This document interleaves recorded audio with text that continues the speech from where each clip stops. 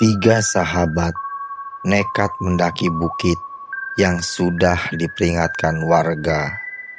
Mereka mengabaikan larangan untuk tidak bersikap sombong. 3 hari kemudian, hanya 2 yang berhasil kembali, membawa jasad temannya. Apa yang sebenarnya terjadi di Bukit Terlarang Ula Kebau? Salam bahagia buat kalian yang masih terus berjuang. Kembali dengan channel horor Dongeng Datuk Mulyono dengan cerita kali ini berjudul Kuntil Anak Merah Mengambil Nyawa di Bukit Terlarang bernama Ula Kebau. Bermula ketika kami menyusuri kaki rimba untuk berkemah di suatu bukit di Pulau Jawa. Kami terperangkap ke alam lain dan bertemu Ula Kebau. Satu kawan kami meninggal karena rasa takut yang parah. Perjuangan aku dan Andika benar-benar luar biasa. Kami berdua mesti membopong jasad Sutikno yang telah 2 hari meninggal. Aroma busuk dan wajah yang telah membiru serta tubuh yang kaku menyiksa di sepanjang perjalanan. Ula Kebau yang menurut warga di kaki bukit adalah sosok penunggu bukit, tidak sudi tanahnya dikotori. Para warga sempat menyalahkan kami. Mereka paham ular yang memiliki tanduk sebagaimana kerbau dan ukurannya lebih besar dari pohon kelapa sengaja menyesatkan karena kami melakukan hal yang dilarang. Memang benar, Sutikno mengatakan hal-hal yang value-nya menyimpulkan kesombongan diri. Ketika sampai, kepala penduduk di kaki bukit telah melarang kami untuk mendaki malam hari. Aku dan Andika setuju untuk menginap di rumah warga. Aku sempat melihat kuntil anak bermata merah mengintai kami di pohon nangka yang letaknya di gerbang desa. Sedangkan Andika mendengar lolong anjing ketika kami baru sampai pemukiman. Tapi Sutikno yang malam itu mulutnya beraroma alkohol seolah tidak merasakan keheningan. Mohon maaf, kami tak bisa menyebutkan detail lokasi karena menyangkut privasi warganya. Waktu itu masih sekitar jam 8 malam. Kami berinisiatif untuk sowan kepada kepala penduduk yang menurut artikel dialah sang kuncen bukit. Perlu diketahui, bukit ini memang terkenal dimanfaatkan untuk meminta pesugihan. Ada yang meminta kekayaan hingga ilmu kebatinan. Sutikno memang ingin membuktikan keangkeran Bukit Ula Kebau. Tapi sungguh, aku dan Andika hanya ingin melepas penat karena rutinitas yang padat. Saat membuka pagar bambu rumah kepala penduduk, aku mendengar suara tawa kuntil anak. Sosok merah tanpa kepala terbang dari atap rumahnya, lalu menghilang ke salah satu rimbun pohon yang menuju pendakian. Bulu punggungku berdiri dan jantungku berdebar. Andika menyadari perubahan wajahku yang agak memucat. Sedangkan Sutikno justru menyalakan rokok kreteknya. Kepala penduduk yang bernama Mas Nano mempersilahkan kami masuk. Wajahnya agak kaget karena kedatangan 3 pemuda. Menurutnya, baru kami, pemuda yang ingin berkemah di Bukit Ula Kebau. Dia menegaskan agar kami bermalam di salah satu rumah kosong yang terletak di pinggir kediamannya. Dari wajah dan duduknya yang agak gelisah, maka aku meyakini malam itu dia sangat mencemaskan keselamatan kami. Seraya mengembuskan asap rokok, Sutikno berbisik kepada kami. Mas Nano ingin meraup untung penyewaan rumah kosong. Sutikno mengajak kami untuk segera mendaki. Rasa takut dan peristiwa seram pun menghilang setelah kami berada di kediaman Mas Nano yang lampunya cukup terang. Keinginanku untuk menikmati keheningan malam di atas bukit memuncak. Aku mewakili mereka berpamitan kepada Mas Nano untuk mendaki. Sekali lagi, Mas Nano meminta kami agar mengurungkan niat pendakian. Dia seperti mendengar bisik Sutikno. Mas Nano berujar, perihal tidak ada biaya yang mesti kami keluarkan jika menginap di rumah kosong. Tapi Andika langsung menolak ajakan kepala penduduk itu. Ketika menaiki bukit, Andika bercerita, dia takut jika mesti tidur di rumah kosong yang halamannya terdapat pohon nangka serta pohon randu. Selain itu, terdapat tanduk-tanduk hewan di pintu dan kayu-kayunya. Dan songongnya, Sutikno justru mencela rumah itu serta mengumbar kesombongan saat kami mulai memasuki gerbang rimba. Perkataan Sutikno benar-benar tak patut dicontoh.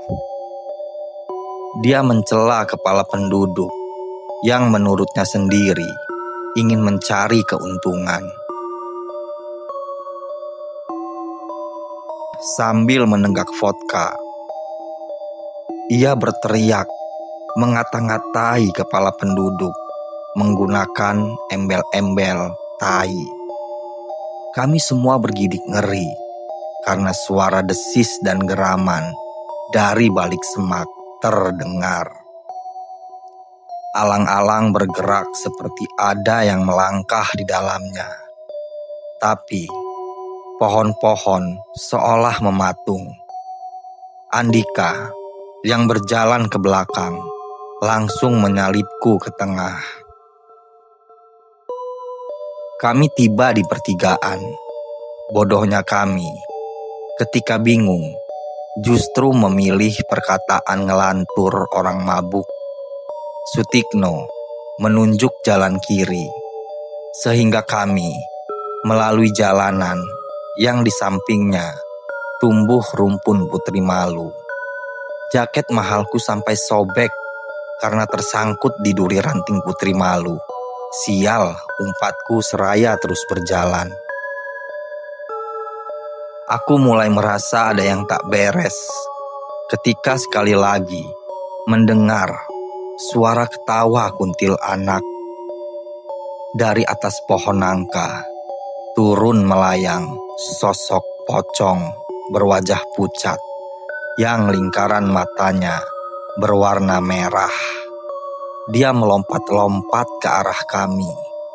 Sutikno yang terpengaruh alkohol mencoba mendekat. Kami semua menahannya dan menariknya untuk kembali. Betapa aku terkejut saat membalikan tubuh. kakek tua yang tangan kanannya memegang cemeti menghalangi jalan kami. Tapi disitulah awal mula kami tersesat. Dia mengatakan agar kami ikut bersamanya. Dia menepuk pundak kami satu persatu. Seperti orang yang terhipnotis, aku dan Andika terbengong ketika berada di tengah pemukiman makhluk gaib. Kuntilanak bebas melayang mengelilingi kami. Aku dan Andika mencoba berlari, tapi urung karena Sutikno berjalan berputar-putar bersama pocong, kuntilanak, dan tuyul. Langkah kami terhenti saat ingin menarik Sutikno. Seekor ular yang cukup besar terbang ke arah Sutikno. Lidahnya menjulur, menjilati sekujur tubuh kawan kami yang mabuk. Saat kaki hewan itu ingin mengail tubuhnya, Andika berlari meninggalkanku. Dia berhasil menarik tangan Sutikno. Dia pun berteriak agar kami berlari. Seluruh makhluk gaib tertawa. Tanah tempat kami berpijak bergetar dan terlihat retak-retak. Kami sampai di suatu gua yang lembab dan penuh kelelawar. Di dalam sana, aku dan Andika terkejut karena bertemu kakek yang di tangannya ada cemeti. Dia bertanya tentang dari mana kami. Kemudian dia terdiam dan memberi semangkuk air kelapa muda. Tak lama kemudian, kami semua tertidur, termasuk Sutikno. Tanah yang berembun, seperti besi yang menempel di tubuh. Begitu dingin, sampai ke dalam tulang. Aku yang masih mengenakan jaket pun memeluk dada menggunakan tangan sendiri. Begitupun dengan Andika. Tapi Sutikno, dia seperti orang yang lelap tertidur lantaran bekerja sehari penuh. Dia mengorok dan mengiler di tanah yang coklat kehitam-hitaman. Suara burung hantu dan lolong anjing membangunkan kami. Sutikno benar-benar tidak menyadari keberadaannya. Dia seperti orang yang kehilangan akal. Saat kakek itu menghampiri dan memberi kami pisang serta semangkuk air sungai, Sutikno menjerit, memohon untuk pulang. Senyum kakek seperti merendahkan keinginan Sutikno. Lalu dia berujar, belum bisa. Kemudian meninggalkan kami bertiga di dalam gua ini. Sutikno terus meracau. Kami benar-benar tidak mengerti. Dia menunjuk ke suatu arah, seraya berteriak pocong dan gundurwo. Tangannya menutup mata. Kami mencoba menenangkannya seraya memberi minum. Dia berteriak agar kami membuang air itu. Katanya, air itu hitam, berbelatung, serta berlalat. Andika pun mengajak aku untuk meninggalkan gua ini. Sutikno masih sangat ketakutan. Dia sempat merapatkan tubuh dan wajah di dinding gua yang lembab dan penuh kotoran kelelawar. Bodoh, kataku. Mengapa kita bisa sampai tidur di tempat seperti ini? Andika yang mendengar perkataanku langsung menyuruh diam dan segera meninggalkan gua ini. Di depan kami, ular besar bertanduk memperlihatkan taring dan pasukannya. Pocong melayang ke arah kami, kuntilanak merah berjalan dan menghilang, tapi secepat kilat sudah berada di wajah kami. Seperti tak ingin kami pergi, meninggalkan tempat ini. Pocong melayang mengitari kami, sedangkan kuntilanak merah yang wajahnya seperti babi terbakar, yang kulitnya lumer seperti nanah dan matanya bundar berwarna sangat merah, telah berdiri di hadapan Sutikno. Seketika aku teringat mitos tentang kuntilanak merah yang suka mengambil kemaluan orang-orang sombong di tengah hutan.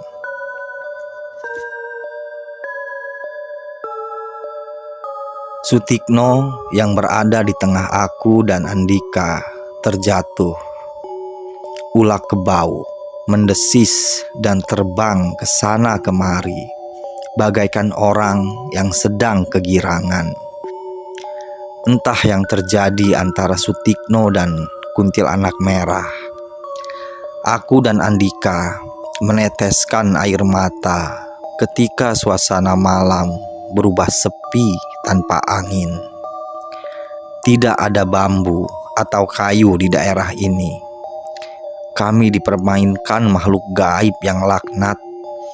Aku berteriak di tengah sepi, tanah yang begitu lapang. Andika yang telah mengusap air matanya bergegas menggendong jasad kawan kami. Ia mengajakku mencari jalan keluar. Matahari, bulan, dan bintang seolah bumi yang tidak berdebu. Kegelapan demi kegelapan menjadi sinar kami berjalan di tanah lapang yang seolah tiada ujung. Kami merasa tidak berada di Indonesia. Kami tidak merasa berada di Pulau Jawa. Sampai kami terhenti karena telah berada di sisi jurang. Andika menatapku, tapi sorot mata dan anggukannya seolah amanah untuk mengakhiri hidup ke dasar jurang. Saat meletakkan jasad Sutikno, Andika seperti mendengar sesuatu. Tak lama kemudian, aku pun mendengar suara panggilan orang ramai. Aku teringat masih menyimpan sebotol air mineral di dalam tas. Teguk demi teguk, kami menghabiskan air mineral. Sayup-sayup desir angin terdengar. Sekedip mata, kami terbangun di dalam rumah kepala penduduk. Semua warga yang ada di dalam dan halaman mengucap alhamdulillah. Kepala penduduk menceritakan, kami tidak kembali dalam 3 hari. Kepala penduduk memahami, kami dalam kesulitan. Terlebih, sejak malam itu, suara kuntilanak terdengar sampai ke penjuru desa. Menurutnya, banyak anak bayi dan balita yang menangis. Katanya, tanda kalau ulah kebau marah dan meminta nyawa. Saat kami meminta izin kepada kepala penduduk, dia sudah melihat gelagat buruk dari Sutikno. Ulah kebau sangat tidak suka dengan orang-orang sombong. Dulu, para leluhur yang membuka lahan mengadakan perjanjian dengan ulah kebau. Setiap orang yang menginjak tanahnya dilarang berbuat sombong, seperti yang dilakukan Sutikno, menganggap dirinya paling hebat. Di dalam perjanjian, orang yang melanggar aturan akan mati oleh budak-budaknya, kecuali sanggup mengalahkan pasukan hingga kekuatan ulah kebau itu sendiri. Kami memohon maaf kepada semua warga karena kedatangan yang justru menebar teror. Para warga pun bersedia mengantar jasad Sutikno sampai ke pelabuhan. Orang tua Sutikno tidak percaya anaknya tewas karena klinik. Mereka sangat marah kepada kami. Tapi sampai sekarang pun aparat berwajib tak sanggup memberi keterangan kematian Sutikno secara jelas. Mereka hanya menduga Sutikno